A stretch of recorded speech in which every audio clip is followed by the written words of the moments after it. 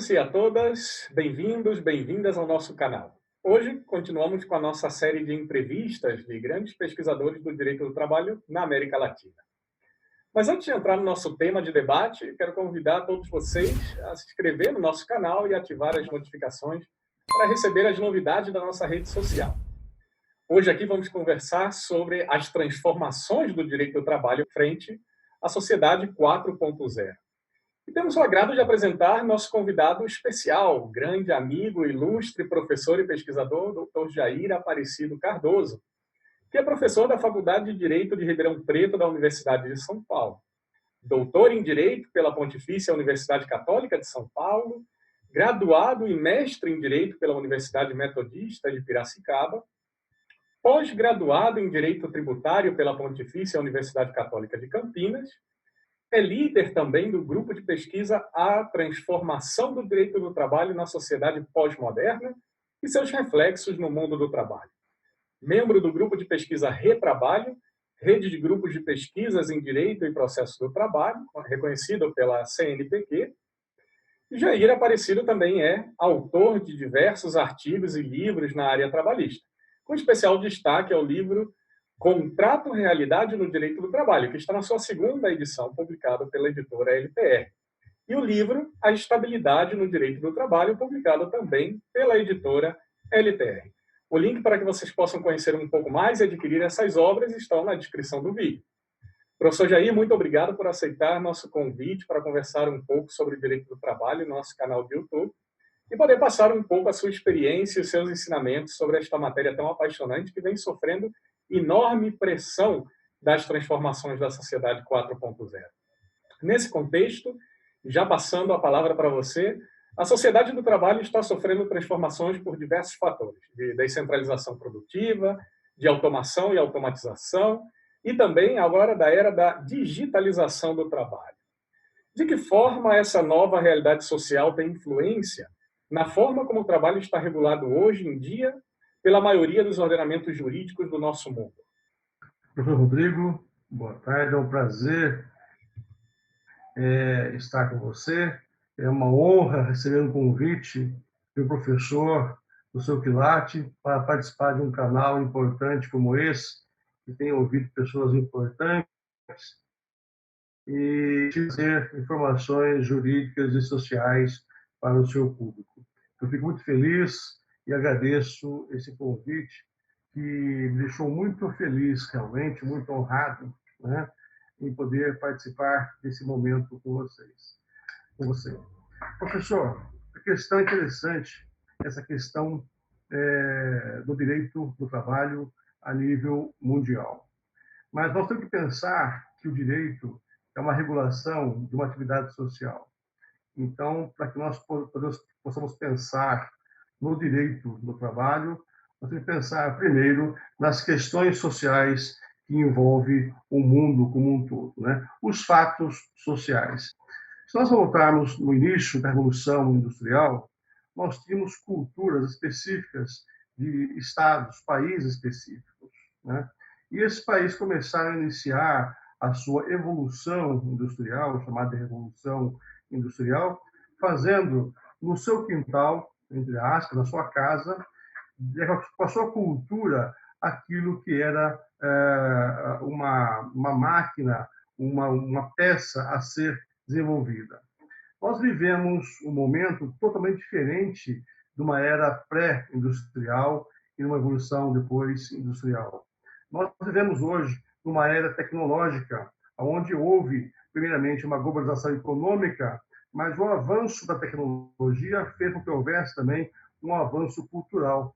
Hoje, o que se pensa na França, na Itália, na Espanha, em Portugal, Inglaterra, Estados Unidos, é bem próximo do que nós pensamos aqui, ou podemos dizer, igual ao que nós pensamos aqui.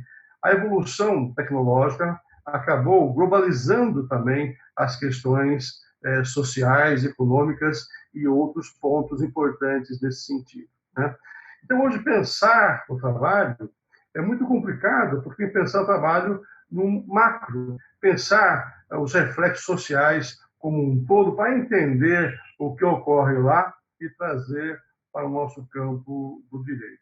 Então, é uma questão muito complexa, né, analisar essas questões sociais. Por exemplo, eu estava lendo um material recentemente, onde o autor afirmava que os nossos jovens, as crianças de hoje, vão trabalhar daqui a alguns anos em situações que nós ainda não conhecemos, em profissões em que nós ainda não sabemos se vai existir ou não. São desenvolvidas a partir, né, de agora. Estamos conversando aqui e estamos pensando em profissões que vão surgir e automaticamente vão extinguir diversas outras. Isso nós não podemos criar um receio do futuro, né? O misoneísmo, nós chamamos, né? O receio do novo. Pelo contrário, nós temos que preparar para uma novidade, preparar para o novo. E esses fatos sociais forçam que nós olhemos também para o campo do direito como um todo, não só o trabalho, mas civil, penal e outros campos, para adequar a uma nova realidade social. Certo? Então, veja, eu falei outro dia sobre isso numa palestra, que até de pouco tempo nós falávamos em direito da família. Evoluiu a sociedade, nós temos vários tipos de famílias. Famílias formadas para pessoas de sexo diferente, famílias formadas para pessoas do mesmo sexo, famílias formadas de diversas formas, de diversas etnias e diversas questões gerais da família. Tá? E que nós devemos respeitar todos os tipos de famílias existentes. O direito não pode ignorar, né, um fato social, sob pena desse fato ignorar o próprio direito. Certo? Da mesma forma que nós temos hoje vários tipos de famílias, e o direito deve ser o direito das famílias, certo? Olhar para as famílias como um todo, para proteger a sociedade. Da mesma forma, o nosso direito, criado numa fase pré-industrial, certo? Onde se pensava na relação de emprego, surgida através do sistema fordista, taylorista, de linha de produção, onde o empregador tinha a questão direta com o empregado, para uma situação tecnológica, onde se fala, na verdade, não subordinação ao empregador, mas subordinação a uma plataforma digital, né? Ou subordinação, como se diz, por fator digital, fator eletrônico. Né? Então, é uma evolução muito grande que nós temos que compreender hoje essa nova sociedade, compreender os novos fatos sociais, analisar em que medida isso vai impactar no campo do direito e pensar o direito de forma macro, não somente naquela simples relação de emprego da década de 30 ou 40 do século passado, mas numa proteção do ser humano do trabalho, uma proteção do trabalhador, quer seja com vínculo de emprego ou não. Eu acho que este vai ser o futuro do nosso direito do trabalho que nós conhecemos hoje. Olha aí, é muito interessante essa explicação. E a gente sabe que o direito do trabalho ele não está sozinho nessa guerra, nesse verdadeiro cabo de guerra. Do outro lado, a outra ponta da corda, a gente tem uma agenda interessante que vai em linha contrária ao direito do trabalho. Nesse cenário para o direito do trabalho está presente essa disputa da agenda do trabalho, que inclui a proposta da Organização Internacional do Trabalho sobre o trabalho decente, mas também está presente a agenda do capital, que busca mais flexibilidade, precarização do trabalho, muitas vezes travestida até de modernização laboral, como a gente vê muitas normas hoje em dia do direito do trabalho recebendo o nome de leis que modernizam as relações de trabalho. Como o direito do trabalho pode se posicionar frente a essa agenda do capital? Quem vai terminar vencendo esse cabo de guerra? Essa questão é interessante, nós vamos conversando e o raciocínio vai desenvolvendo, e é gostoso essa conversa gostosa com o professor, com você, que permite a gente dialogar por diversas perspectivas. Né? Nós temos um estudo muito grande com relação à agenda do capital e à agenda social. A agenda social, ela nasce de uma questão social, de impactos sociais. Então, nós temos aí diversas questões importantes sociais que justificam uma agenda social. Nós conversamos uma vez sobre a Revolução Francesa de 1789 deu origem à Declaração dos Direitos do Homem e do Cidadão, né? Tivemos uma guerra, a Primeira Guerra Mundial, onde tivemos uma catástrofe enorme mundial, certo? E nasceu dali uma organização para pensar o trabalho a nível internacional. Nós tivemos uma Segunda Guerra Mundial, certo? Onde houve a necessidade de criar uma Organização das Nações Unidas. Em seguida, em 48, surgiu, né, a Declaração Universal do Direito do Homem e tal. Essas evoluções sociais é importante, esses fatos sociais são importantes. Então, veja você, onde surgiu, na verdade, a primeira vez a Declaração da Dignidade da Pessoa Humana? Na Alemanha, no pós-guerra, né? Foi tão grande a atrocidade com os seres humanos, tão grande com os seres humanos, e a cobrança posteriori desse resgate social, que reconheceu na Constituição, artigo 1º, a dignidade da pessoa humana, certo? Porque uma experiência realmente forçou aquilo. E aquilo eclodiu nos demais países, foi para Portugal, Espanha, e depois foi evoluindo para os demais países, e chegou em 88 para o nosso Brasil, né? O respeito à dignidade da pessoa humana. Bom, 45 do século passado está meio distante, as pessoas já esqueceram a atrocidade da guerra, os que estiveram na guerra já estão morrendo, está vindo uma geração nova que acha que o trabalho não produz, o capital tal, e começa a formar uma nova cultura, certo? E o capital se apropria disso para aproveitar e fazer a sua agenda de exploração, né?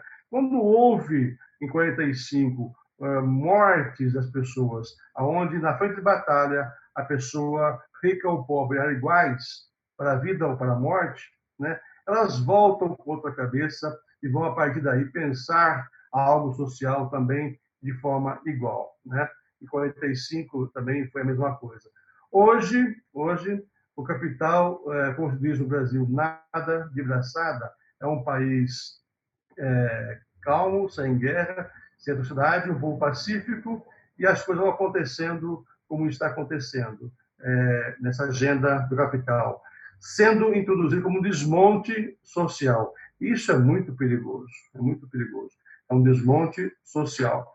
Então, veja bem você, não é uma questão de esquerda ou de direita, não é uma questão política, é uma questão que o capital ele está ganhando tanta força que ele interfere em todos os sistemas comercial, industrial e político, financia as questões políticas e introduz o seu querer e modifica as regras e muda a forma de pensar das pessoas.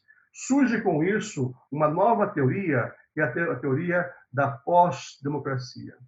No Brasil, nós vivemos um regime militar, né? Complicado, muitos países passaram por isso, o Chile também. Após esse regime militar, conquistamos a liberdade e começamos a trabalhar um processo democrático, buscar a cidadania. E, de repente, nessa evolução, vem uma linha contrária, certo? Uma agenda contrária para tirar isso. E sem mexer na Constituição, porque na época, com medo do sistema, com medo do sistema militar, colocaram cláusulas pétreas, né? Direitos difíceis de mexer ou imexíveis, como diria o Magri aqui no Brasil, nosso ex-ministro do Trabalho, muito antigo, condições imexíveis. Então, a teoria da pós-democracia é interessante porque ela vem com um discurso de Estado, o mesmo discurso usado pela Alemanha para causar aquela atrocidade, em nome do Estado, em nome do povo, em nome do bem comum, eu vou matar todo mundo, vou causar a guerra e fazer o que eu fiz, né? Hoje, o Estado, na verdade, motivado por outros meios, nós sabemos que o capital interfere nisso e financia isso, através de um outro argumento, vem e cria a teoria da pós-democracia. Na verdade, faz um desmonte da Constituição sem mexer no texto constitucional. Faz uma reversão dos direitos conquistados sem mexer na fonte do próprio direito, que é a Constituição. Nós aprendemos na escola, certo, que a Constituição é a carta magna de um país e depois dela vem os demais direitos, tal, tal. E aquilo é a regra do direito. No mundo jurídico nós pensamos isso. No mundo econômico, quem manda é o dinheiro. Quem faz a mudança é o capital. Quem faz a alteração é o capital. Quem dirige as questões sociais é o capital, certo? E esta é a preocupação, né, quando se fala em agenda do capital e a agenda social, porque a agenda do Brasil 2030, né, 98 fala também da economia, mas traz a preocupação social com o capital, tem diversas conquistas a serem colocadas. E muitos países colocaram projetos, como o Brasil, por exemplo, um projeto de evolução das questões do capital. Mas essa agenda, eu disse já várias vezes, é uma agenda morta, né? É uma agenda perdida que precisa ser resgatada. Porque, na verdade, tudo aquilo nós estamos assistindo o inverso. É uma proposta, tá? É uma agenda de papel. É uma agenda de papel que está guardada, que está sendo ali bonito para mostrar nos eventos mundiais. Nós temos uma agenda, né? Mas que efetivamente não está acontecendo essa agenda, porque existe uma agenda do capital que está desmontando o próprio direito, né? Fala, Jair, o Brasil está assim? Não é o Brasil. Essa agenda é uma agenda mundial, certo? Assim como verte essa agenda social através, por meio de trabalho decente da OIT, e muitos países adotam, adaptam e estão levando isso e colocam seus países, a agenda do capital também tem caráter mundial. Tem país e país influenciado pelo capital nas campanhas políticas, por interesses econômicos e mudando a regra de como deveria ser internamente.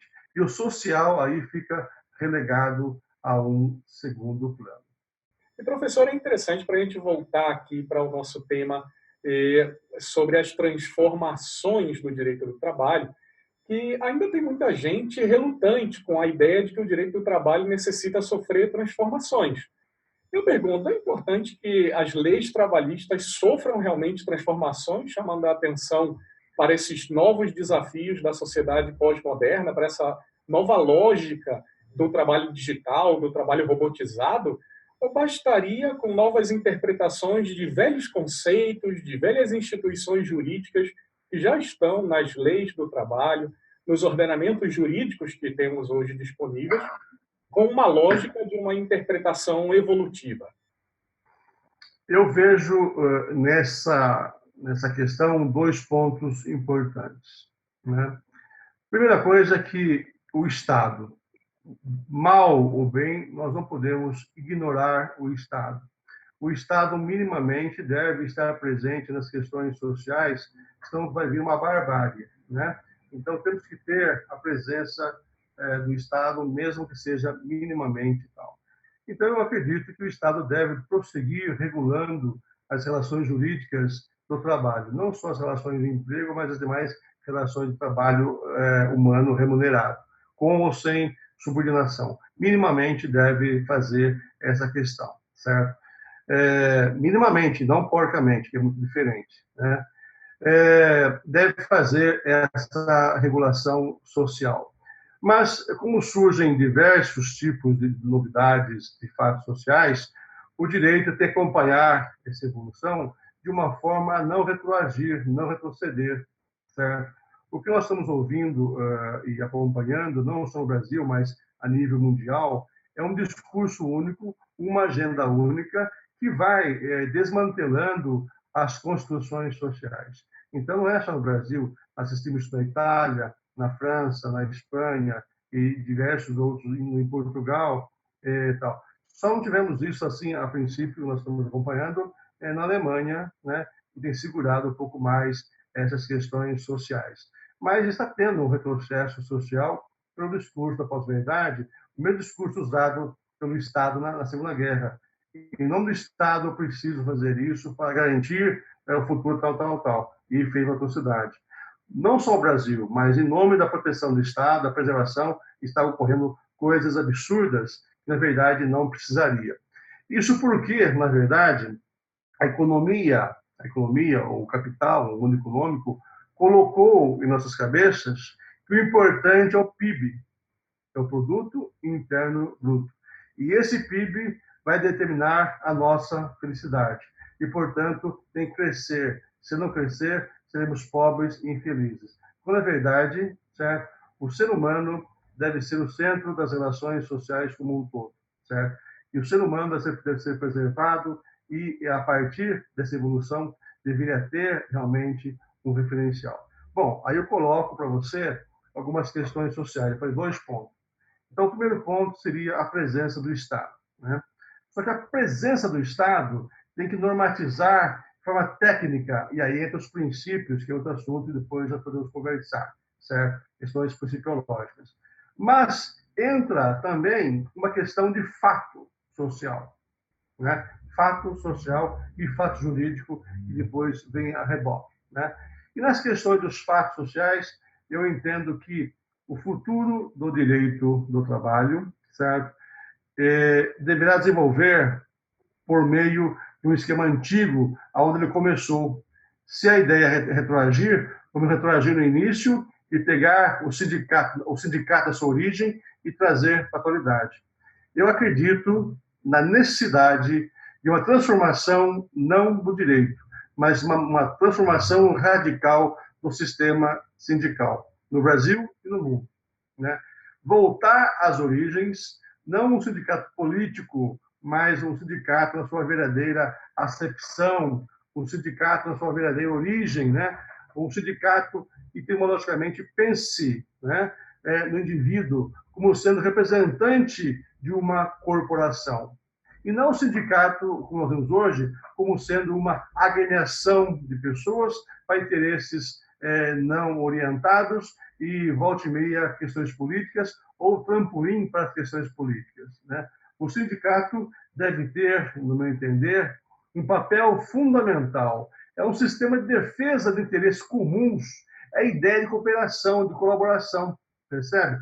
Então, sindicato é uma coisa, síndico é outra, são origens distintas, mas o síndico é aquele que age pela justiça, assiste com justiça, no sentido de dirigir, prover, tomar medidas de diligência, né? Fazer realmente algo em defesa daquela comunidade, dos interesses, para que todos que estejam ali vivam bem, certo? Então, esta questão, eu acho, de valia, de muita importância. Nesse sentido, o sindicato é parceiro.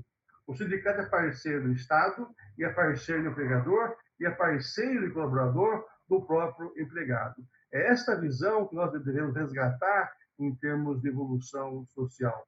O papel do sindicato, para realmente vir na base, sentir o pulso da sua categoria, sentir as suas necessidades e procurar fazer com que ela seja satisfeita, né? Eu acho que uma transformação social importantíssima vai ocorrer, né? E deve ocorrer se os sindicatos abrirem os olhos, né? E virem em socorro dos trabalhadores, né? E não pensar somente na retribuição econômica, financeira, ou na riqueza do sindicato, ok? E digo mais,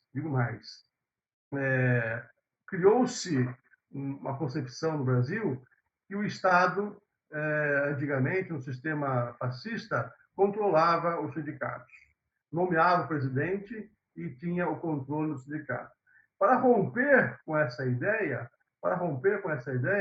criou-se a liberdade sindical de uma certa forma, que hoje o Estado não pode mais intervir no sindicato de forma nenhuma. Quer dizer, pode, né, tal. Mas veja bem, o sindicato recebe, né, ou recebia as contribuições sindicais anuais dos empregados, que, na verdade, ia para o governo e repassava uma parte para o sindicato, né? No sistema S no Brasil, boa parte desse valor também vai para o sindicato. Portanto, o sindicato recebe verba do governo. Deveria, sim, ter o controle do Estado para alguns absurdos, e se não tivesse cumprido o seu papel nesse sentido. Há uma omissão também do Estado nesse momento, né? E lá atrás, quando você falou em liberdade sindical, se fala até hoje da Convenção 87, que ela não foi ratificada no Brasil e você sabe que no Chile ela foi ratificada. Bom, ela não foi ratificada no Brasil, mas ela foi introduzida quase na sua totalidade, né? Existe uma certa liberdade sindical. Só que não existe aqui a pluralidade sindical. O que existe é a unicidade sindical. Aí nós esbarramos em duas coisas. Primeiro, a unicidade é a única coisa que hoje tem contribuído, em razão da cultura do povo brasileiro, para uma força de enfrentamento ao capital. Ao passo que, certo? Essa pluralidade sindical, com a ausência de uma cultura para viver uma verdadeira pluralidade sindical, sindicato da empresa, das questões que deveriam existir realmente, o que acaba pulverizando o poder de barganha desse sindical, certo?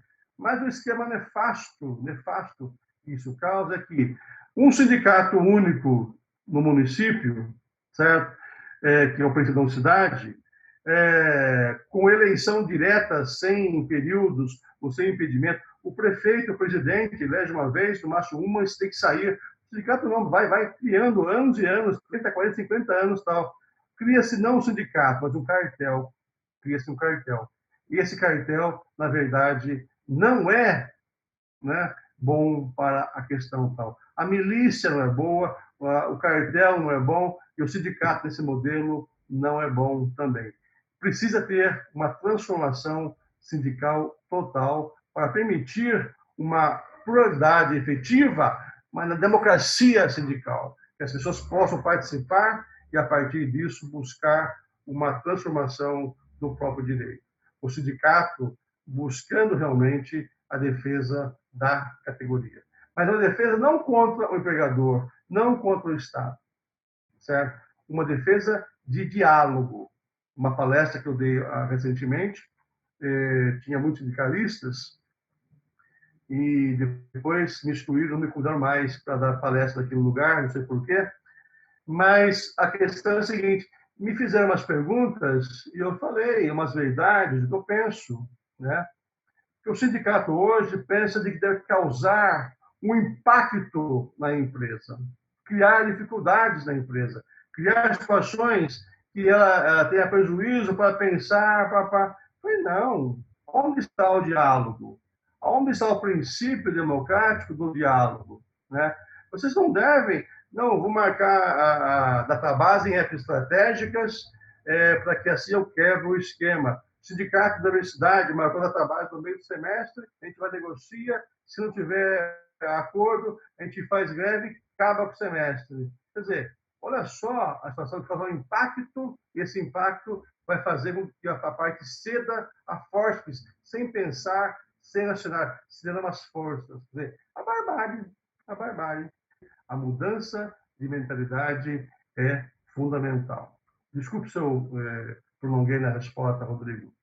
Eu falo bastante, você já percebeu isso. De forma nenhuma, professor. Fenomenal a colocação e eu estou completamente de acordo. Eu acho que esse é o momento para a reconstrução do coletivismo. É a única forma que a gente vai conseguir superar essa ideia individualista da sociedade pós-moderna. E, além disso, é a única forma que os trabalhadores vão conseguir a inclusão no diálogo social para poder concretizar a lógica do trabalho decente. Então, a gente não tem como fugir, se esquivar dessa discussão da reconstrução coletivista e as suas implicações no direito do trabalho. Mas eu queria resgatar um pouquinho, que havíamos conversado exatamente na resposta dessa pergunta, sobre os princípios. Independentemente das transformações do direito do trabalho, eu acho que a base do direito do trabalho tem uma importância muito grande nessa defesa. E essa base é uma base axiológica. E aí está a importância dos princípios do direito do trabalho. Qual seria essa real importância, essa importância axiológica dos princípios nessa defesa do direito do trabalho na sociedade pós-moderna? Professor, essa questão é fundamental que se pense e que se faça. Porque eu trabalho muito a questão principiológica, eu acho fundamental trabalhar esse assunto em diversos momentos, né? Em primeiro lugar, o que vem a ser o princípio, né? O princípio é o ponto de partida de tudo, né? Então, esse princípio começou lá, filosoficamente, a Ximenes, né? Que voltava sempre para Platão para buscar as suas referências filosóficas, esse eterno retorno à base, tal. E depois Aristóteles, na verdade, tomou isso aí e desenvolveu todo um arcabouço, né? Então, Aristóteles, na verdade, enumerou o significado principiológico, do princípio, e desenvolveu essas questões, né? Então, o princípio é o ponto de partida, né? É o conhecimento, é o movimento, é a evolução. Contém em si a razão de alguma coisa, né? O fato social é uma coisa, um fato social. Já eu não consigo apalpar o fato social. É que nós acostumamos pegar um objeto, apalpar e, a partir disso, uma descrição do que é este objeto. O fato social, Durkheim já desenvolveu a teoria para isso, a teoria sociológica, é buscar métodos, né, referenciais para apalpar também os fatos sociais. E como é que faço isso? Através dos princípios que originaram aquele fato social, né? Por ser o ponto de partida, é a origem, por isso é incorruptível, né? O princípio, ele é incorruptível, porque ele é a gênese, é o nascedouro. Não tem como corromper antes disso, né? O que tiver depois dele, e ação e evolução, vai levar a toda uma questão do que vai ser a partir desse desenvolvimento. Aí vai ter a influência da motivação, da cognição e das predisposições herdadas com base naquele fato social. A motivação, portanto, é muito importante. Qual foi a motivação depois da Primeira Guerra Mundial? Socorrer as pessoas citadas, socorrer o trabalho. Legislação do trabalho, OIT, na Primeira Guerra. Qual foi a motivação necessária na Segunda Guerra? A criação de mecanismos para pensar realmente em apagar aquelas mortes, o surgimento dos direitos humanos. Certo? Então, a motivação é importante. E essa motivação está faltando hoje, e a motivação hoje é outra, é do capital, e é muito complicado. Mas, voltando à questão psicológica, por ser ponto de partida, é ele que gera, né? E é de onde é gerado, né? Implica, portanto, toda uma evolução com base principiológica. A igreja tem seus princípios. Se a igreja abrir mão dos seus princípios, ela morre em pouco tempo, deixa de ser igreja. Ela tem que ser rígida, conservadora, porque tem suas bases principiológicas. A ciência descobre coisas importantíssimas, mas com bases principiológicas. O direito tem que ter princípios. O direito é técnica, é ciência, é ciência. É uma ciência social, não é uma ciência criada na evolução da emoção, não é uma ciência criada na evolução dos interesses para corrigir algumas coisas momentâneas. Tem que ter técnica, por isso o princípio é fundamental para o direito. Quando perde o sentido, né, de alguma coisa, essa coisa tem que voltar na gênese, ao seu princípio, ao seu nada, né? E dali recomeçar uma nova evolução, né? Quando alguém está perdido no lugar que nunca foi antes, qual é a base dele? Voltar para o lugar de partida, de onde ele saiu, para saber onde ele está e reiniciar a nova caminhada. É importantíssimo que nós tenhamos, né, essa questão principiológica, porque senão você acaba pensando no pensamento que eu costumo chamar aqui raciocínio andorinha. Andorinha é um passarinho que tem no Brasil, não sei se tem no Chile, aonde anda em bando e de repente um vai no fio e todos sentam junto. Ele sai, todos saem juntos. Pensam em bando, pensam em sistema de bando. E não é, o princípio não pensa em bando, ele pensa em como coordenar esse bando, como fazer com que esse bando tenha realmente uma proteção geral e não dependa de um líder qualquer que pode sentar num fio aí perigoso e morrer todos queimados, né? Então, o extremismo, né, de esquerda ou de direita, sem pensar O extremismo de que, na verdade, o governo é tudo, não é isso. Precisa pensar no direito. O extremismo leva a uma miopia social, uma miopia social. E como consequência de uma ótica obtusa de uma realidade social, certo? Então, veja, o extremismo, repito, leva a uma miopia social, né? A famosa frase que nós vemos aí, ai, aquele indivíduo, coitado, ele é invisível para a sociedade. Não, não é invisível. A sociedade é cega e não consegue enxergá-lo. Percebe? Assim como nós hoje estamos cegos e não conseguimos enxergar a mudança que está ocorrendo nos campos sociais, senão nós reagiríamos a isso. E como consequência, né, de uma ótica obtusa de uma realidade social que nós estamos vivendo hoje, aonde muitos países se fala em renda mínima, né, ou renda geral para garantir realmente erradicar a pobreza. O Brasil tem na Constituição, desde 88, né, um comando para erradicar a pobreza. E, na verdade, a cada década, nós percebemos que nós estamos colocando mais e mais pessoas na margem abaixo da linha da pobreza. Por que isso? Então, rasgue a Constituição de papel e se preocupe com o social, que é muito mais objetivo. Então, veja, eu fiz todo esse percurso para voltar a falar para você que a importância dos princípios para todos os campos, inclusive para o direito do trabalho, certo? Se nós não detivermos atenção nas questões principiológicas, é como a igreja, se perder os princípios, vai acabar a igreja. Se nós não observarmos os princípios do direito do trabalho, não teremos um direito protegendo mais o trabalhador, certo? Então, é fundamental que se resgate os princípios e lá atrás busque a sua origem, a sua gênese realmente uma evolução nesse sentido. Os princípios evoluem, não mudam. Não podemos falar em mutabilidade principiológica. Pode surgir novas condições, novos princípios, né? Surgiu questões tecnológicas, nós não tínhamos. Isso vai nos forçar a criar novos princípios norteadores de uma situação novíssima, impensada na origem. Mas não podemos esquecer que essa tecnologia serve ao ser humano, certo? Ao ser humano. E para servir ao ser humano, tem que observar a essência do ser humano, que é a mesma da década de 40 e a mesma do início da Revolução Industrial. Você percebe?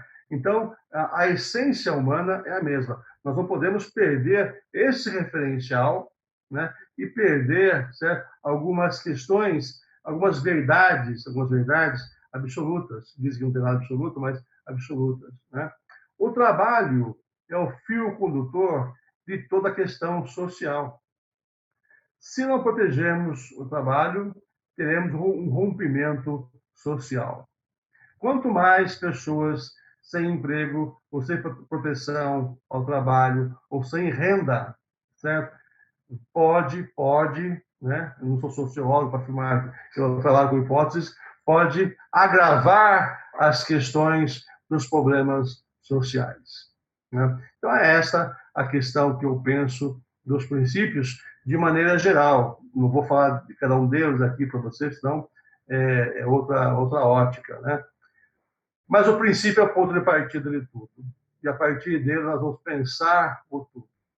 Só para finalizar essa questão, eu sou professor e trabalho muito com alunos, você também trabalha com alunos, eu falo, vocês vão para casa comer o bolo da mamãe, um bolo gostoso, delicioso, certo?